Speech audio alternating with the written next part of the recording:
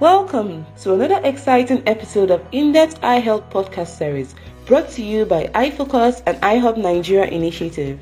The series provide incredible insight into topical eye health issues and also serve as a platform for continuous professional development for eye care workers. Thank you as you listen.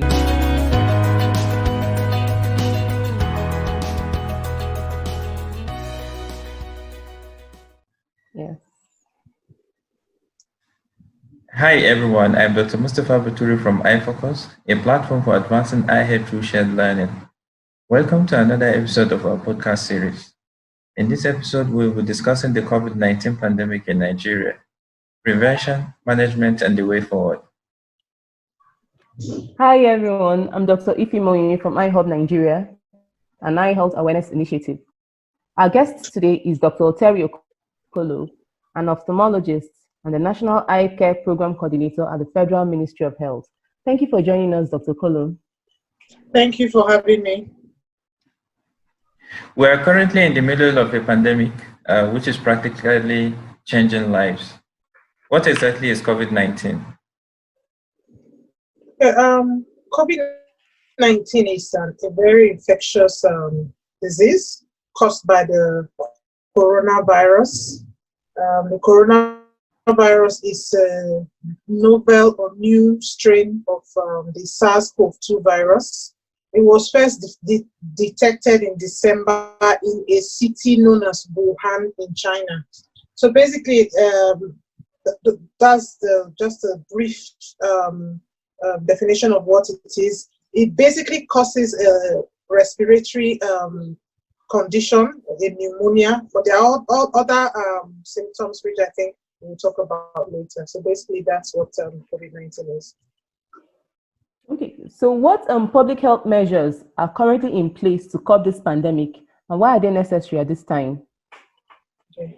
Now, I'll first talk about the necessity of the public health interventions. Like we all know, COVID-19 is a very infectious disease. So it's already a pandemic, so it has implications for public health, for other aspects of the way we live.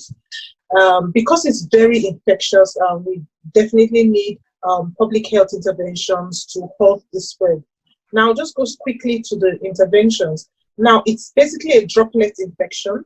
That means that these droplets carry the virus, and then if another person gets in contact with these droplets and probably puts it on their eyes or the nose or the mouth, that person can get infected with this virus. Now, how these droplets are generated from speaking, from coughing or sneezing.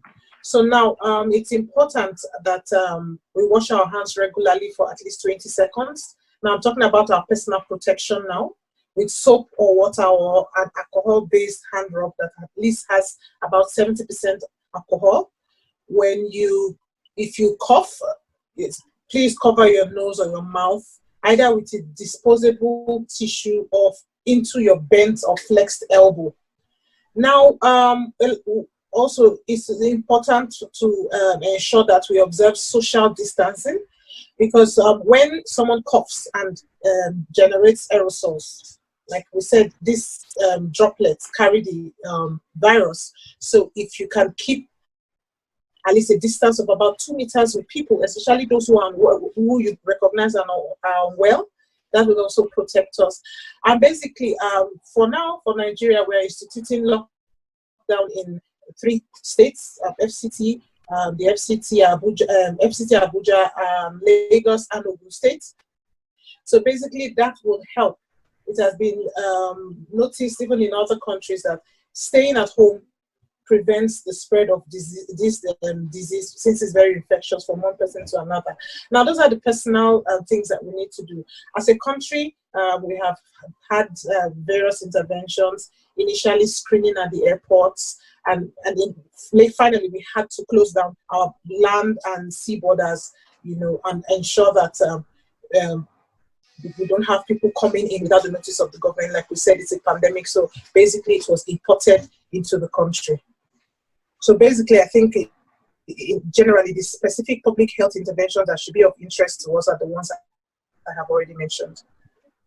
Yeah, that's quite tremendous. What happens when people get infected with COVID-19? Okay, like I said before, the important symptoms of COVID-19, is majorly a respiratory condition. So you find that people come down with cough, said to be a dry cough. People have fever, especially very high fevers. They usually feel tired with body pains, and they feel generally ill. And as the disease progresses, they could develop difficulty in breathing. Now, there are other symptoms that are not related to the respiratory system, which I think people should also know about.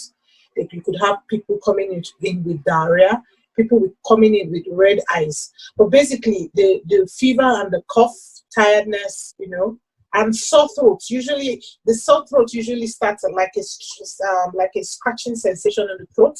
So generally, those are the symptoms of this disease. Now, for Nigeria, there are some risk factors which we identified early. Like I said before, it's a disease that was imported into Nigeria. So anyone with a history of travel to high burden countries, that's countries with high burden of this infection, and people who have come in contact with those people, those are risk factors for the disease. So I think those are just the major symptoms that everybody should know. Okay, thank you. What roles do you think different groups of people can play in ensuring that we win this fight against COVID? I mean, like the government, the health workers, the populace. What can we all do individually? Okay. Now, the fighting COVID to a standstill, which is something Nigeria should do, is a collective responsibility. It involves every citizen, and specifically agencies of government that are responsible for health, and then, of course, the federal government. Now, I'll start with the individual. Basically, our first responsibility is to ensure that we obey the regulations for wherever we are. If we were to stay at home, we should stay at home. Then, of course, observe the social distancing, the respiratory protocols like coughing into your elbow or using a disposable tissue. Ensuring that you wash your hands, especially when you find that you're moving from place to place, or you're coming from outside into your home. Make sure you wash your hands, and if you have to go to work, make sure you observe normal social distancing. And then, of course, as responsible members of the society, it's also important for us to educate those around us that do not know about this disease. Because you see, the thing with COVID is, if the next person doesn't take responsibility and obeys those protocols, that person also puts you and other people at risk. So if we could also help to educate people about the symptoms of the disease, how it spreads, and the regulations for where we are. Now, for government, I believe the government through the NCDC and the Federal Ministry of Health have been working even before we recorded our index case in Nigeria. Like I mentioned, screening at airports and all of that. They're keeping us up to speed on the number of cases, those who are discharged, and the deaths. They are coordinating the care of the patients, coordinating contact tracing, and all of that. And also monitoring, of course, monitoring our borders to ensure that nobody crosses without their notice, and things like that. So basically, it's a collective responsibility. And for the lockdown, it's of course expected that government provides palliatives to ensure that people who earn a daily wage are able to be at home and have food to eat, so that they are able to comply with the instruction to stay at home. So generally, I think those are the responsibilities of everyone. And like I think I forgot to mention, as part of the public health intervention of government also, when you asked the first time, is to provide information for the populace, and I think they have been doing that. So it's our responsibility to pass on this information to the next man. And I believe that with government and all its MDAs and with all citizens in Nigeria, with putting our hands together, we'll be able to beat COVID-19. Thank you so much, Dr. Okolo. I think everyone needs to take responsibility. The message is loud and clear.